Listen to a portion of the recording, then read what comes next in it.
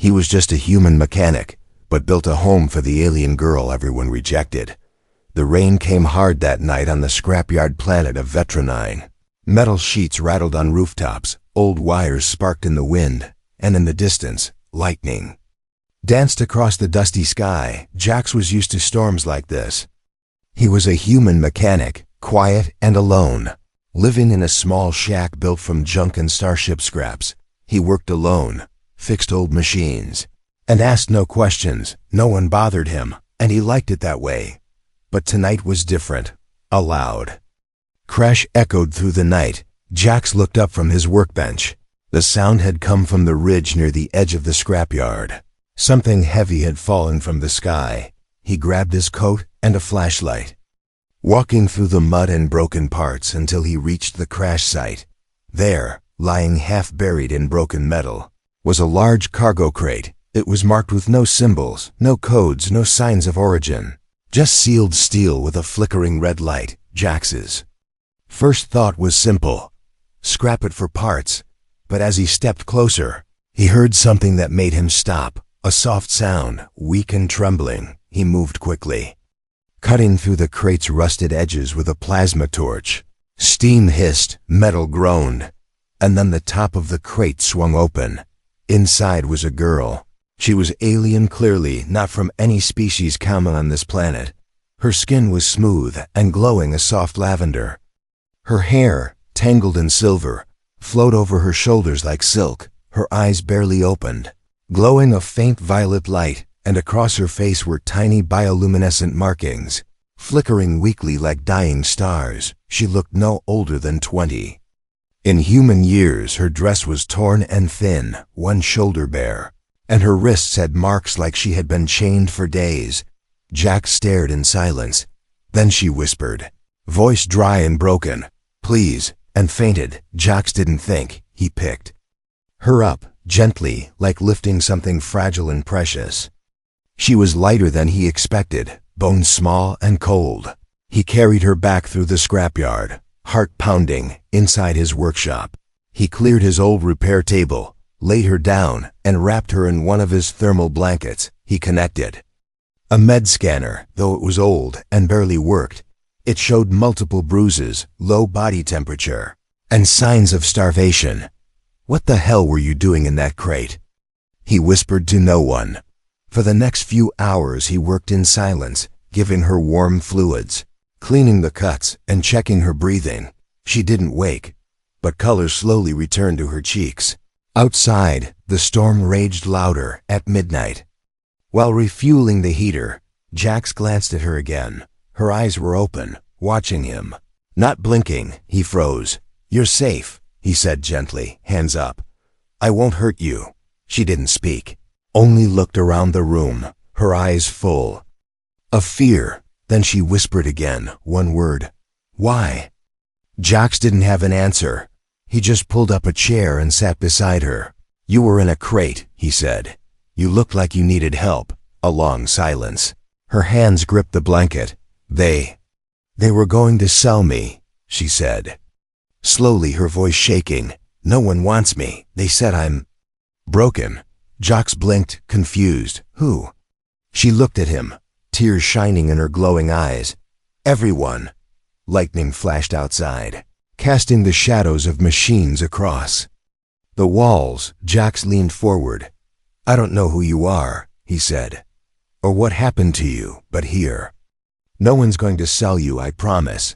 Her eyes widened slightly, as if trying to understand his words. She opened her mouth to speak again, but a sharp noise interrupted them. A beeping sound came from Jax's old terminal, a new alert. He stood, walked over, and checked the message. His chest tightened. There was a bounty alert. The Galactic Network had listed a fugitive female hybrid species unknown, suspected of genetic tampering.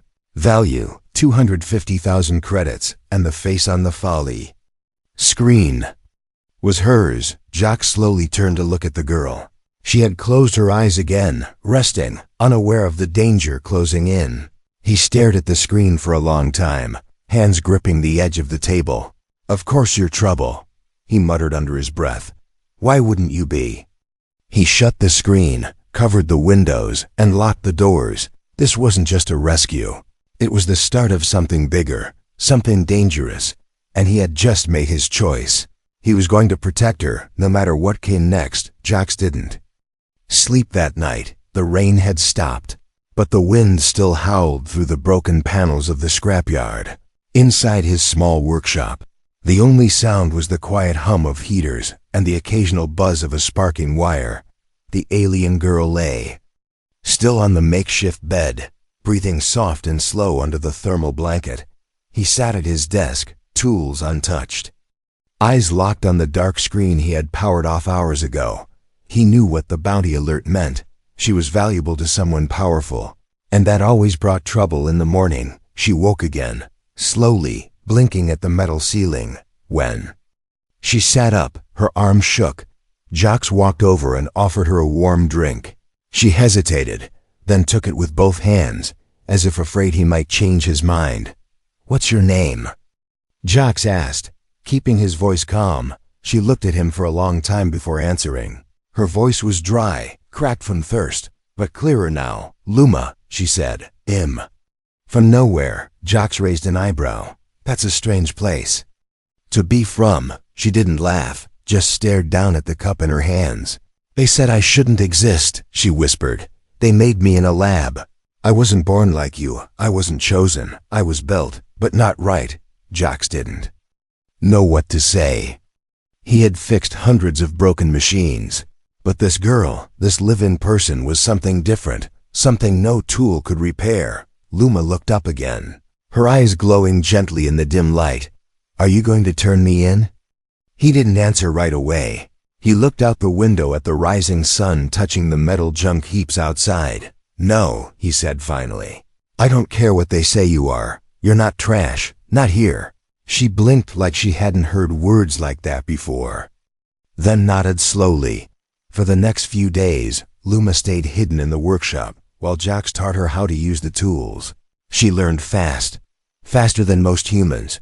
Her fingers moved like she had used these machines before, like the knowledge was built into her. She didn't talk much, but she started asking small questions about wires, energy cells, cooling fans. Jacques noticed something odd. Whenever she touched damaged tech, it hummed differently, like her presence alone made the machines respond. He didn't ask her to explain. Maybe he didn't want to know. They worked side by side quietly, like two ghosts moving through metal and rust. One night, Jacques walked into the back room to check on her and found her standing by the mirror. She was wearing an old jacket he'd left on a hook. It hung awkwardly on her frame, too big. But she looked different, stronger, more human. She saw him and turned away quickly. "You don't have to hide who you are," Jacques said gently. Luma didn't answer. Her reflection looked back at her with sad eyes. "If they see me," she said. "They'll come," Jacques nodded. "Then we make sure they don't see you." But deep inside, he knew someone would come eventually. That same evening, a small cargo skiff landed in the nearby settlement. Jacques's cum buzzed. A client needed an engine rebuild. He thought about ignoring it, staying hidden, but that would look suspicious. So he told Luma to stay inside and lock the door behind him. He returned 3 hours later, tired and dirty. As he approached the shack, he saw light coming from the windows and movement. He froze, heart pounding, but when he entered, he found Luma standing on a ladder, tightening a loose pipe in the ceiling. She looked down at him with grease on her cheek and a tool in her hand. "I got bored," she said quietly, "so I fixed the heat vents." Jacques stared at her for a moment, then laughed for the first time in weeks. It wasn't much, but it was something. Later that night, they sat outside under the stars, not talking, just watching the sky. Luma broke the silence. "I've never seen stars without a ceiling above me." Jacques looked at her, confused. "In the lab," she said. "We were underground. I only saw stars in pictures." He didn't know how to respond, so he just said, "They're better in person." She smiled faintly, that same sad smile he was starting to recognize. Then, without warning, the old terminal inside the shack lit up with a soft ping. Jocks ran in and checked the screen. His blood ran cold. The bounty alert had updated. Her location was narrowed down to this region. They were closing in. He glanced back at Luma, who stood at the door, eyes wide. He didn't say a word, just reached out and locked the door behind her. Everything was about to change, again. The night was quiet, too quiet. Jocks lay on his old metal bed, staring at the cracked ceiling while shadows moved from the small heater. His workshop usually felt safe, but now something was different, heavier. Luma had barely spoken after them. Terminal alert. She just sat in the corner, knees pulled to her chest, arms wrapped around herself like she was holding in every scream she never got to release. Jocks didn't know how to comfort someone who had been treated like a secret, a mistake, or worse, a product. In the early hours before sunrise, he heard movement, not from the outside, but from inside. He rose quietly, grabbed his small flashlight, and followed the soft creak of the back door. Luma was gone. His heart thudded, not from fear of her leaving, but from fear of what might find her out there. He rushed through the back, scanning the dark junk piles, and finally spotted her form at the edge of the yard, sitting alone on top of a cold piece of hull metal. She didn't look at him when he approached. She was just staring up at the stars. Again, face unreadable, he sat beside her slowly, keeping some space. The wind tugged at her silver hair, and her glowing eyes reflected the night sky. "I thought you left," he said quietly. "I wanted to," she replied, her voice thin, "but I didn't know where to go." They sat in silence, only the sound of metal creaking and wind whistling through old pipes. "I was supposed to be perfect," she said suddenly, not looking at him. "They made me with speed, intelligence, even empathy. But when I didn't follow orders, they said I was broken." Jocks didn't interrupt. He just listened. "I watched others like me disappear," she continued, voice breaking. "Some vanished in the night. Some never came back from testing. I thought maybe if I stayed silent, they'd forget me." She turned to him finally, her violet eyes shining with moisture. "But they didn't forget. They sold me." Jocks clenched his fists, rage boiling beneath his skin, not at her, but at those who did this. "You're not broken," he said firmly. "They are." She blinked fast, trying to stop the tears. "Why are you helping me?" "Because you needed help," he answered. "That's enough." Luma looked away, wiping her face. Her voice came softer now. "Do you think I can ever be normal?" Jocks thought for a moment, then gave a half-smile. "Normal's overrated." She let out a tiny laugh, just a breath, but it was the first real sound of life he'd heard from her since the crate. A sudden noise made them both freeze, a sharp ping from a distance, not from the terminal. It was a proximity scanner, one Jocks had installed around the yard months ago. He stood fast, his hand grabbing Luma's wrist gently. Inside now, they hurried back through the narrow alley of wrecked engines and scrap piles. He shut the doors, locked the windows, and turned off every light. The scanner pinned again closer this time. Jocks peeked through a slit in the metal wall. Outside, a dark silhouette moved near the edge of the junk. Not local, not friendly. Luma was crouched behind a stack of crates, her breathing fast and shallow. Her hands trembled as she clutched a small wrench like it was a weapon. "They're here," she whispered. "They found me." Jack stayed calm. His mind raced through options. There were few, and none of them safe. He checked the hidden panel in the floor still sealed. It led to a smuggler tunnel he had repaired a year ago, but never used. "Go inside," he told her, pointing to the hatch. "I'm not leaving you," she said quickly. Jocks looked at her, surprised. "Luma, you didn't leave me," she whispered. "I won't leave you either." The sound of boots crunching gravel grew louder outside. A shadow passed across the window. Jocks handed her a small tool scanner, then took up a metal bar. His breath steady, his grip tight. Whoever was out there, they weren't knocking, they were hunting. The doorknob shifted slightly, just a test pull. Jocks nodded to Luma. She slipped into the shadows, her presence nearly vanishing behind old wires and gear. She was built to survive. He finally understood that now, not in a lab, but in the real world. The door opened. Slowly, a figure stepped in tall. Masked, armored, not local law. This was a tracker, maybe hired by a private collector, or worse. Gene Corporation. The intruder scanned the room silently, light flicking across shelves, tools, and engines. Jock stood in plain sight, arms crossed, calm face. He asked coldly. The tracker paused, voice filtered through a helmet. Just looking for a missing asset. This is a scrapyard, Jock replied. We only have broken things. Exactly, the voice said. I was told I'd find one here. Jock's fingers twitched near his belt. Where a shock stick was hidden, the tension thickened, like air before a storm, from behind the crates. Luma watched it all, breath held, eyes narrowed. She didn't run. She was ready to fight. Jock didn't sleep after the intruder left. The tracker had searched for nearly 10 minutes, shining his scanner across every wall, every corner, every rusted part in the shop. But he didn't find Luma. She had hidden so well, even Jock was impressed.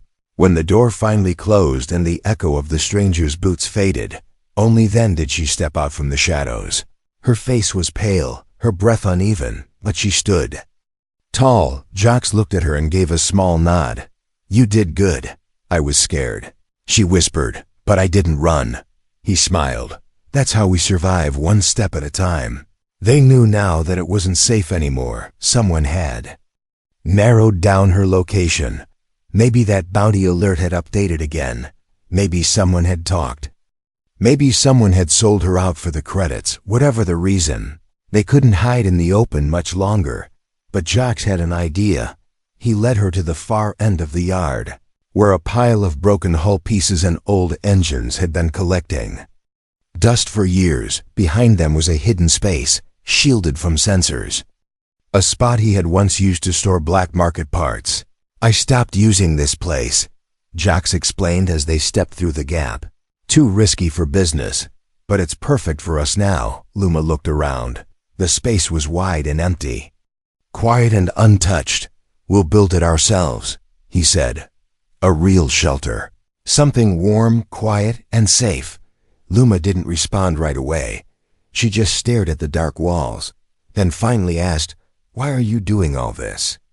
Jock didn't answer with big words. He didn't talk about kindness or justice. He just said, Because you were thrown away like junk, and I fixed junk. That was enough. The next day, they started working. They woke early, moved slow, and stayed hidden. Jock gathered old insulation sheets, broken solar panels, scraps of plating from old ships. Luma learned fast, using every tool like it was a natural part of her. She rewired circuits, attached lights, and sealed broken pipes together. They built a small shelter piece by piece. It wasn't fancy. It didn't look like anything sold in the cities or shown on news feeds, but it was theirs, and it was real. The fourth day, they had a small bed made of ship foam, a heater powered by solar battery, even a small cooking unit Jock had reprogrammed from a mining droid. Luma touched the glowing light panel she had connected with her own hands. Her fingers were stained with dust and grease, but her smile was the brightest thing in the room. I've never had a home before, she said softly. Jock just nodded and kept welding the last panel. They didn't talk about the tracker. They didn't talk about the bounty. They just kept building. But danger was still close. One evening, while they were setting up the water purifier, a noise echoed from the far side of the yard. A voice deep and sharp yelled, Jock, open up, we need to talk. Luma froze, dropping the wrench. Jock stood, wiping his hands. Stay here, he said. Don't come out. He stepped outside the hidden shelter and walked across the junk toward the main entrance. A large man stood there, armored, armed, and annoyed. His name was Creel, a trader and scavenger who often dealt with local bounty agents. You're keeping something from me, Creel said. I got scanners saying you've been off-grid. No signals, no comms. That's not like you. Jock stayed calm. Maybe. I'm just tired of talking to idiots. Creel narrowed his eyes. Someone's paying big credits for a certain hybrid female. Half glow skin, half void blood.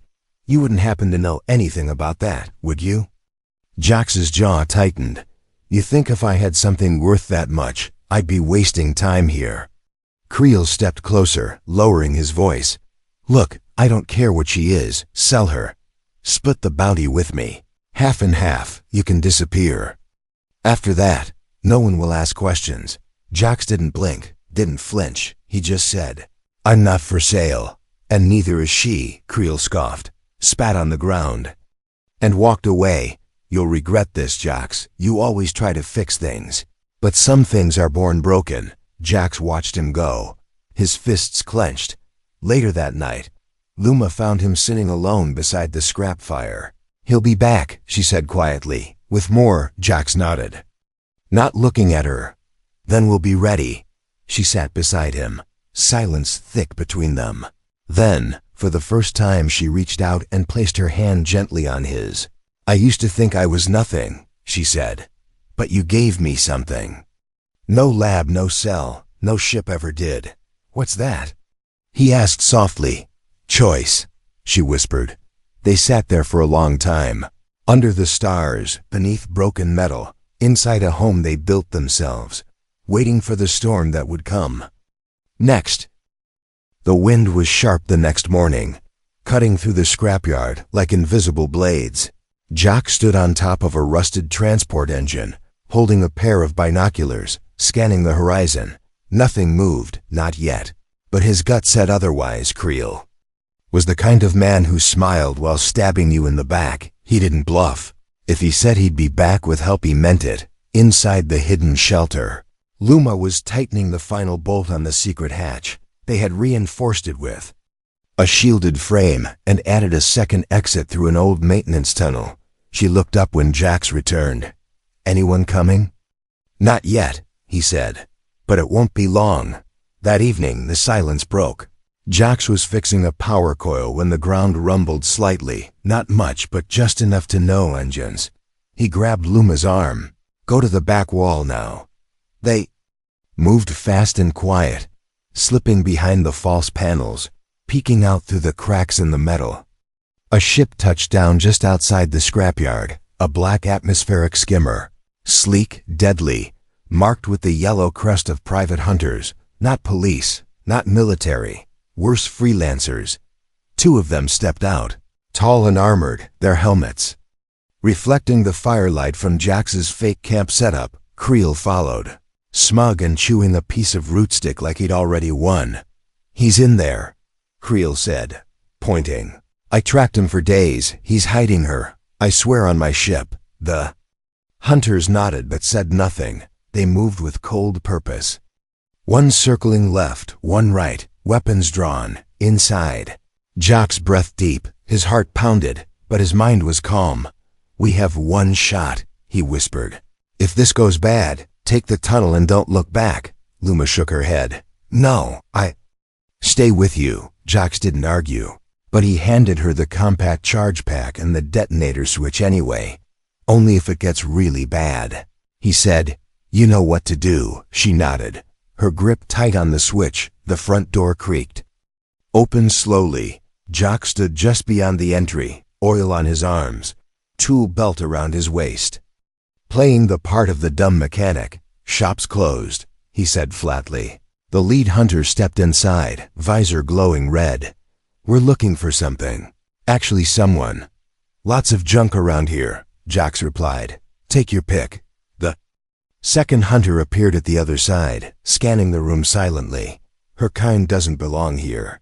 The first one said, she's dangerous. Is that what you call scared and starving now? Jax asked, still calm. Dangerous? The hunter stepped closer. If you're hiding her, you're part of it. Jax shrugged. You don't find her here. You better look elsewhere. The red glow of the visor moved closer to Jax's face, less than a meter away now. Then came a sound soft, nearly lost in the wind, a clatter of metal. The second hunter turned, gun raised, heading toward the false wall. Jax made his move with one swing. He slammed a pulse hammer against the first hunter's chest. The armor absorbed most of the hit, but it pushed the man back into a crate. Crashing hard, Luma didn't wait. She hit the power switch from her hiding spot, flooding the room with high-frequency static bursts. Sensors scrambled, visors flickered. The second hunter stumbled, confused. She threw a spark grenade from behind the wall. It landed under his feet, then exploded in a blast of light. The first hunter groaned, crawling to his knees, aiming his weapon at Jax. Jax ducked, rolled forward, and slammed the hammer again, this time to the side of the helmet. The red visor shattered, sparks flying as the man dropped to the floor. Unconscious, but it wasn't over. Creel, standing outside, had heard everything. And now he panicked. He pulled a small cum and shouted into it. "They're fighting back, send in the backup now." Luma ran out from behind the wall, her chest rising and falling with quick breaths. She looked at Jax. "They're calling for more." Jax scanned the area, then looked at her. "We're not staying here, not anymore." They grabbed what they could: tools, food, power cores, and a broken nav unit Jax had been fixing in secret. "Go to the shipyard," Jax said. "I'll meet you at the back gate." Luma hesitated. "You promise?" "I always keep my word," he said. She ran through the side passage as Jax triggered the fuel line breaker in the shop. He placed a thermal charge on the wall and backed out. The moment the hunters started to stir again, the entire shelter lit up in orange flame. The explosion roared through the yard, sending smoke and fire into the sky. From the distance, Creel's voice screamed curses, his crew falling into panic, but Jax didn't look back. He moved through the shadows, fast and quiet, toward the only place left, their ship. Hidden under tarps and junk, buried for years but nearly ready. When he arrived, Luma was already there, connecting wires, calibrating the engines. He stared at her amazed. "You learned all that?" She smiled, breathing fast. "I listened." Together they powered it up. Engines hummed. Lights flickered, panels blinked. Behind them, the fire still burned, shadows moving closer. But they were already climbing into the cockpit. "Let's go." "Find somewhere that's not a junkyard," Jax said. "Somewhere I'm not a mistake." She added. He looked at her. "You were never a mistake." The ship lifted into the sky, breaking through smoke, fire, and the sound of dying metal. They were running, but they were running together, and for the first time she wasn't being hunted. She was choosing her direction. The stars looked different from up here, clearer, colder, and so far away. Luma sat in the co-pilot seat, her hands resting on her lap, eyes fixed on the blackness outside the ship. She had escaped planets before, but this time felt different. This time she hadn't escaped alone. Jax was at the controls, focused, guiding the small craft through asteroid fields and old cum lanes with steady hands. He didn't speak much, but Luma could see the tension in his shoulders. They had no destination, just a way. They didn't get far before the ship started to shake. A warning light flashed red on the left console. Jax cursed under his breath, pulling back on the controls. "What is it?" Luma asked, already leaning forward, scanning the systems. "Engine heat spikes," he said. "Shield coolant wasn't stable. We're leaking plasma." Luma's eyes darted to the numbers on the display. "It's climbing too fast." "We can't stay in flight," he nodded, checking their star map. "There's an old mining moon nearby, barely livable, but it has atmosphere and caves. We'll land there and fix it. No choice." The landing was rough, the ship trembling as it touched down on dusty rock. The moon had no cities, no ports, only abandoned equipment and crater fields. They powered down the ship, opened the hatch, and stepped into silence. Luma looked around the gray wasteland, wind brushing her silver hair sideways. "It's quiet," she said. "Too quiet." "Let's hope it stays that way," Jax replied, unloading gear from the hold. They found shelter inside an old mining station, half buried by dust and time. Wires dangled from the ceiling. Rusted panels flickered with dying lights, but the walls were thick and strong. Jax set up a temporary workshop using crates and old repair tools. Luma followed, bringing in supplies. Then she paused, looking around the hollow station. "It feels like a grave," she whispered. He didn't argue. The place smelled of old fuel and forgotten people. They got to work hour after hour, cutting, patching, rewiring. Luma repaired the damaged coolant lines while Jax reinforced the engine housing. But even as they worked, the silence outside began to feel wrong. Too long without trouble. Too long without movement. On the second night, while Luma was checking heat levels, a small sound reached her ears. A crackle, faint but sharp. She froze. Holding her breath, there it was again, a whisper of static. Then silence. She turned toward the entrance of the station, heart beating faster. Jax was asleep near the engine core, wrench still in his hand. Luma grabbed the old signal scanner from the table and crept to the doorway. She raised the device, swept the area slowly, then froze. A signal spike. She scanned again, and there it was, a ping, just for a moment. Someone had tried to sweep the area, a short-range scan. Someone was looking for them. She turned and ran back inside. Shaking Jax awake, he bolted up, grabbing the tool beside him. What is it? Someone's nearby, she said. I felt a scan. They're sweeping slowly, trying not to get noticed. Jax was already moving, pulling open the emergency storage. We're not safe here either, he said. We need to hide the ship. Make it invisible. We don't have enough power for a full cloak. Luma reminded him. No, he said. But maybe we don't need to cloak it. We just need to bury it. They worked all night under darkness, pulling broken ore panels and mining debris over the ship, blending it into the rocks and dead machinery. It was crude, but convincing. At dawn, they hiked to a higher ridge to scan the area. Luma raised the scanner again, watching the screen. 3 red dots blinked, moving slowly across the surface. Small. Crew, Jax said. Likely scouts, if they find the ship. She whispered. They won't, he said firmly. They'll look for a ship, not people. Luma turned to him. Then we separate from the ship, draw them away. He looked at her, eyes serious. You sure about that? She nodded once, so they left the ridge and circled around, using narrow gullies and broken metal towers to stay hidden. They left fake tracks leading away from the real ship, drawing attention elsewhere. As night fell again, they heard the whine of engines in the sky. Another ship, small, black, landing hard a few kilometers away. Their enemies were here now. Jax looked at the darkness beyond, then at the girl beside him. You don't have to keep running, he said quietly. We can keep hiding, wait it out. No, Luma said, eyes glowing faint in the starlight. I'm tired of hiding. They took my name, my voice, my worth, but they don't get to take my fight. He looked at her, and in that moment, he didn't see a fragile fugitive. He saw someone stronger than steel, a survivor. She reached into the bag and pulled out an old shock stick, one she had repaired just that morning. She offered it to him. They hunted me like an animal, now we hunt back. Jax took it, his grip tightening. No more running, no more hiding. The storm was coming again, but this time, they'd face it head on. The cold wind stung Jax's face as he crouched behind a broken mining rig. His eyes locked onto the 3 figures moving through the dust below. Armored, armed, and scanning every rock like they expected something to pop out.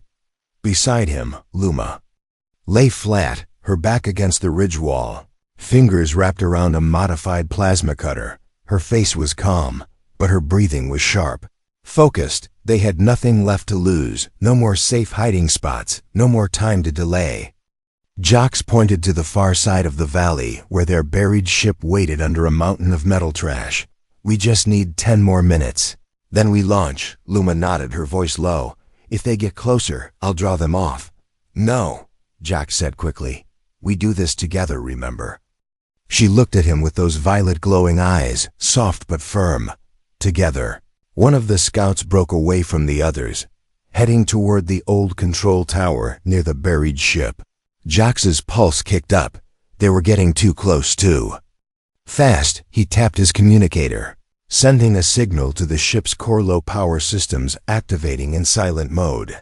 Luma watched the scanner in her hand. the engine coil rising slowly from sleep. If they could reach the cockpit before the others noticed, they had a chance. Then a crack of rock. A scout froze, turned his helmet. Scanning toward the ridge, Jax didn't breathe. Another step, a raised weapon. Luma moved, not away but up, higher into the rocks. Her foot dislodged a handful of gravel and tossed it across the opposite direction. It clattered, sharp and echoing. The scout turned toward the sound and moved that way. Jax whispered, "Now." They dashed downhill, fast, staying low, weaving between rusted beams and metal bones of the broken mine.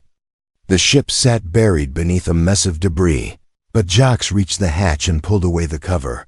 Luma dropped inside first, landing light on her feet. Inside, lights flickered weakly as systems warmed. She ran to the controls, fingers flying across buttons and wires. Outside, footsteps, voices shouting. Jax jumped down and sealed the hatch. Time? 30 seconds, she said, sweat on her brow. Come on, come on. The engines coughed to life, then roared. One of the scouts spotted them through the smoke and raised his rifle. Luma grabbed the control stick. Hold on, the ship blasted off the ground, lifting in a burst of fire and dust, debris flying in all directions. Bullets struck the hull but bounced off. Too late, too slow. They soared into the sky, breaking the moon's thin gravity. The stars opened up again, clear and endless. In the cockpit, Luma fell back into her seat, breathing hard. Her hands shook, but her face was glowing, not with fear, but relief. Jax chuckled, tired but alive. "Well," he said, "that was easy." She laughed for real this time, covering her face. "You're insane. You picked me," he replied. "Remember that." They drifted for hours in silence, the stars passing slowly. No sound but the hum of the repaired engine and the occasional beep from the nav system. Jax leaned back in the chair, eyes half closed. "You still want to run?" Luma looked at him. "No. You want to go back?" She shook her head. "Never." "Then what do you want?" he asked. She looked at the stars, thought for a long time, then whispered, "Home." He smiled, turned to the console, and began searching. He brought up old charts, forgotten planets, fringe colonies no one visited anymore. One caught his eye, a small green world. Low population, no major governments, just wild land and freedom. He pointed. "There." She stared at the screen, the small glowing dot among 1,000 others. "What's it called?" she asked. Jax shrugged. "Doesn't matter," he said. "We'll name it ourselves." When they reached orbit 2 days later, the ship shook gently as it cut through the atmosphere. Clouds parted, revealing wide forests, shining rivers, and tall mountains untouched by war, untouched by greed. They landed in a valley. Soft blue grass under the wings. The air was fresh, the sky warm and golden. Luma stepped out first, bare feet touching real soil for the first time in her life. She closed her eyes, letting the wind kiss her skin. Jax joined her, carrying a small pack of supplies and a broken antenna he planned to turn into a signal dish, just in case. They walked until they found a small hill overlooking the valley, and there, they began building again. Not a shelter of scrap this time, but a real homestone. Wood in time. Jax built walls. Luma built light. They shared food, laughter, and finally peace. And at night, when the stars returned overhead, she would sit beside the fire, wrap her arms around her knees, and whisper to herself, "I'm not broken." Jax would sit beside her and say, "No, you were never broken. You were just waiting for the right hands to hold you." Far away, the galaxy still burned. Wars still raged. Hunters still searched. But here on this quiet world, a girl who was once locked in a crate now had her own sky, and the man who once fixed machines in silence had built something far more important, a home.